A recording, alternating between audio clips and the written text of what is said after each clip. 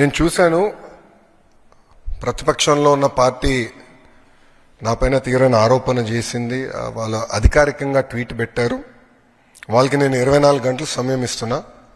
2,000 రూపాయలు నా బ్యాంక్ అకౌంట్కి వచ్చింది, నా జోబులోకి వచ్చిందని వాళ్ళు అంటున్నారు కనుక నిరూపించండి, లేదంటే ఆ స్టేట్మెంట్ విత్డ్రా చేయండి. ఈ రెండు చేయకపోతే చాలా తీవ్రమైన పరిణామాలు ఉంటాయి. లీగల్గా నేను దీనిపైన ముందరికి వెళ్ళాలని నిర్ణయించుకుంటాం జరిగింది.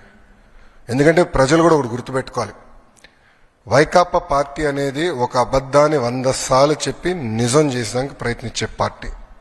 2019 ఎన్నికల్లో కరెక్ట్గా వాళ్ళ సొంత బాబాయిని వాళ్ళే చంపేసి ఏకంగా నింద మా నాయకుడు చంద్రబాబు నాయుడు గారి పైన ఆనాడు వేశారు. మేము ఆనాడు సమర్థవంతంగా తిప్పికొట్టలేకపోయాం కనుకనే ప్రజలు నమ్మారు.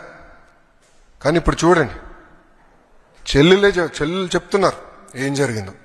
సో వాళ్ళ అబద్ధాలు చెప్పి ప్రజలు నమ్మించడానికి ప్రయత్నిస్తున్నారు. ఈ 2,000 రూపాయలు నేను ఆ ట్వీట్ని నేను చదివాను. ఆ 2,000 రూపాయలు నా జోబుకి వచ్చిందన్నారు. వాళ్ళు నిరూపించాలి, లేదంటే ఆ స్టేట్మెంట్ వెనక్కి తీసుకోవాలి, లేదంటే to the fullest extent of the law I will take action against them.